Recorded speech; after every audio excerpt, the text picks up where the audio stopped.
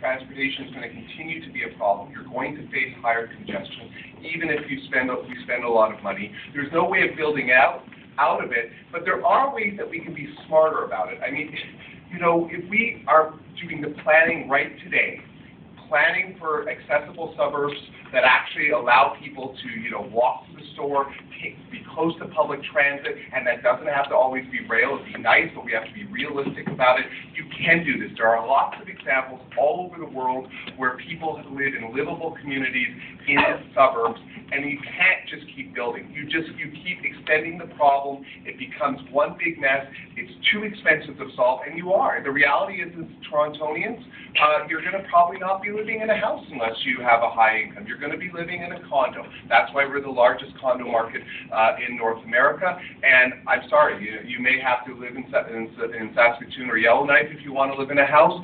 And those are economic decisions you're going to make, and quality of life. You know, but I think it is interesting that even in these cities, they're confronting challenges with transportation as well. They're just smaller, but they're also smaller cities, so relatively they have different issues. But you can make these things work. And what you have to do is about giving people options. If people still want to keep moving, because you can jump the green belt, there's no law preventing that. You can jump it, and so if you want to spend 2.5 hours in February commuting somewhere, you can still do that. The reality is, though, that we have to make our planning better. And when our planning does go better, you know, numbers prove it. You know, in successful community, average car trips go down, or the average cars go down from like 1.93 to 0.93.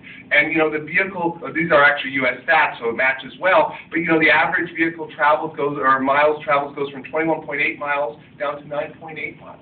So you can do this.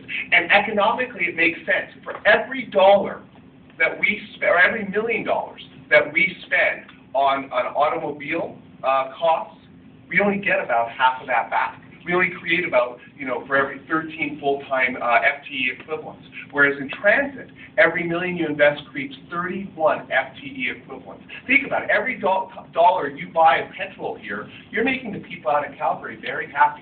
Or actually, the reality is they ship their oil down there. We're buying it from the States here. That's how the petroleum network works. You're sending that money out of the GTA. Even for cars, we have a good automobile sector here. It doesn't create the same amount of jobs as transit does.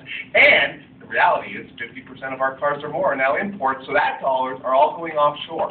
So economically, as a city, people on transit means you have more to invest in a house, go out for dinner, go shopping, invest that money in Toronto, generate jobs, because otherwise you just ship that money at best, from a Canadian perspective, out to Alberta, and at worst overseas to some other country, and let alone the United States. So realistically here, transit is a pragmatic way to move forward. You can do it. Don't let the private-public issue distort it. You know, Viva is a private operation. They make $2 less an hour than TTC workers. Like, really? That's a competitive market for you. They're on strike.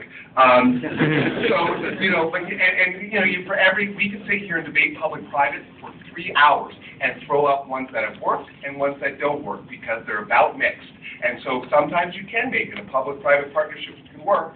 We already kind of do that. The Shepherd line was built 93% by the private sector. So it's not really a public-private discussion here. Those are really red herrings to throw you off. But the single best thing we can do as Torontonians, people living in 416, is get Transit City back on track. It's doable. All the EAs are still in place. The former mayor once said it would take a couple weeks. He's probably being a little bit optimistic, but you could do it. And in the 905, we have to do smart planning, and we have to do things like Viva, which is successful for that type of transit. Be pragmatic. You're not going to achieve it overnight. We're talking about a 20 or 30-year horizon, but if you never start, you never get to where you want to be.